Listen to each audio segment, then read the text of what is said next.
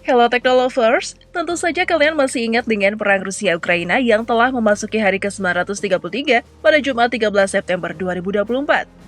Pada dini hari, laporan malam staf umum mencatat intensitas permusuhan di arah Pokrovsky tetap tinggi selama 24 jam terakhir. Jumlah bentrokan meningkat menjadi 32 seperti diberitakan Telegraph, mengutip laporan tersebut. Di sisi lain, ada kabar kalau Rusia sementara melaksanakan pelatihan angkatan lautnya. Banyak kemudian pihak mencurigai kalau ini adalah bagian dari strategi. Lantas, seperti apa kabarnya? Mari kita simak ulasan lengkapnya berikut ini.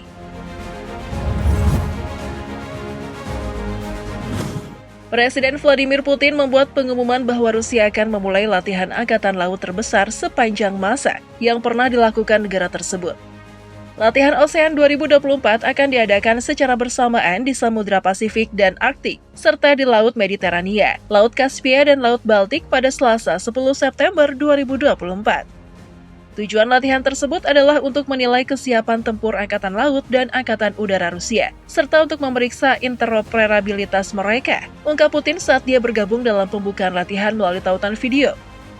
Manuver tersebut melibatkan lebih dari 400 kapal perang dan kapal selam serta kapal bantu, sekitar 120 pesawat terbang, dan lebih dari 90.000 personil. Latihan tersebut akan mencakup operasi kompleks yang melibatkan simulasi peluncuran senjata berpresisi tinggi, papar Putin pada pertemuan yang dihadiri Menteri Pertahanan Andriy Belousov. Presiden mengatakan bahwa latihan tersebut akan menggunakan pengalaman pasukan Rusia dari konflik yang sedang berlangsung antara Moskow dan Kiev. Kepala Angkatan Laut Rusia, Laksamana Alexander Moiseev, menyatakan bahwa 4 kapal dan 15 pesawat milik Tentara Pembebasan Rakyat telah bergabung dalam latihan tersebut. Putin menyatakan bahwa perwakilan dari 15 negara lain juga diundang untuk mengamati latihan tersebut. Presiden Rusia menyatakan bahwa Moskow berencana memberikan perhatian khusus pada penguatan kerjasama militer dengan negara-negara sahabat. Putin menyatakan bahwa Washington dan sekutunya secara terbuka berbicara tentang rencana mereka untuk menyebarkan rudal jarak pendek dan menengah ke pulau-pulau di Pasifik Barat dan beberapa negara di wilayah tersebut. AS berupaya memperoleh keuntungan militer yang cukup besar melalui tindakan agresifnya dan dengan demikian merusak arsitektur keamanan dan keseimbangan kekuatan yang ada. Ujar pemimpin Rusia itu memperingatkan, seraya menambahkan tindakan tersebut memicu perlombaan senjata. Rusia harus siap menghadapi skenario potensial apapun, tegas Putin, seraya menambahkan angkatan bersenjata harus memberikan keamanan yang andal bagi kedaulatan Rusia dan kepentingan nasionalnya. Kementerian Pertahanan Rusia telah menerbitkan beberapa video latihan ASEAN 2024. Klip tersebut menampilkan rudal jelajah, Onyx, dan Uran yang diluncurkan dari sistem rudal pesisir bergerak Bastion dan Bal. Rudal supersonik Onyx mampu mengenai target pada jarak hingga 800 km dan dapat melaju hampir 3 kali kecepatan suara. Lantas, seberapa kuatkah Angkatan Laut Rusia kalau dilihat sejarahnya?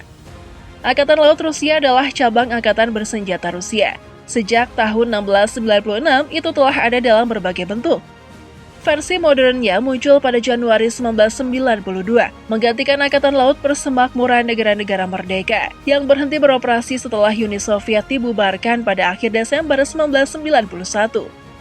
Angkatan Laut Rusia saat ini terdiri dari Armada Utara, Armada Pasifik, Armada Laut Hitam, Armada Laut Baltik, Armada Kaspia, Skuadron Operasional Kelima di Timur Tengah, Penerbangan Angkatan Laut, dan Pasukan Pesisir yang terdiri dari Infanteri Angkatan Laut dan Pasukan Rudal Pesisir dan Artileri.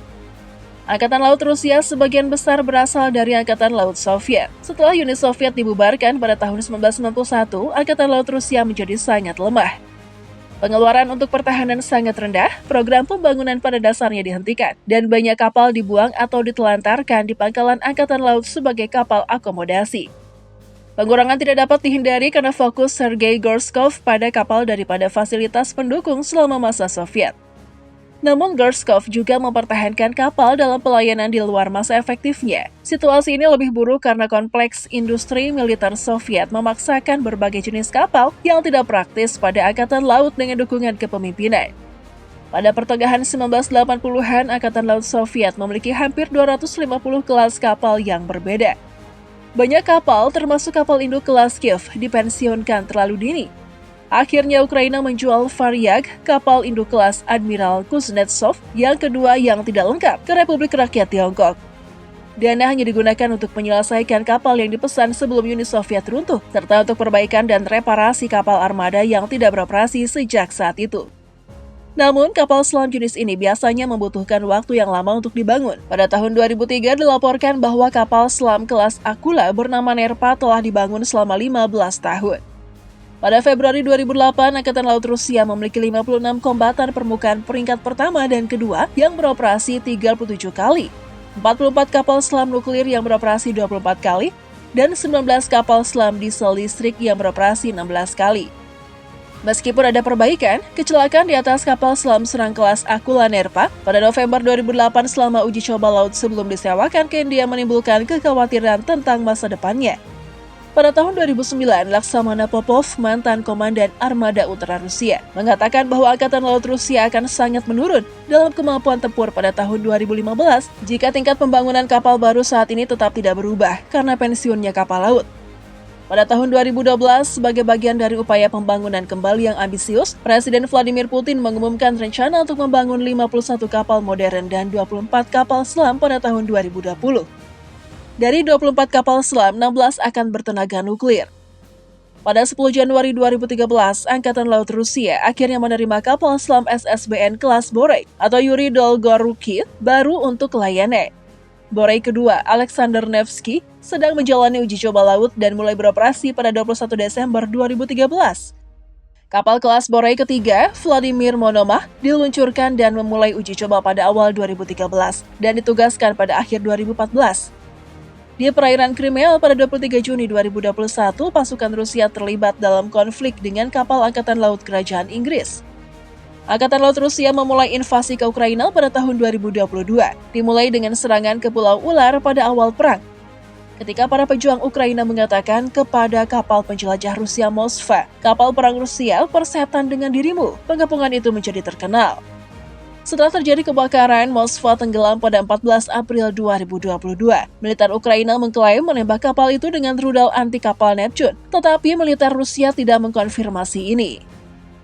Angkatan Laut Rusia kemudian berusaha menarik kapal itu ke pelabuhan, tetapi itu terbalik dan tenggelam. Angkatan Laut Rusia mengalami kehilangan terbesar sejak Perang Dunia II ketika Moskva tenggelam.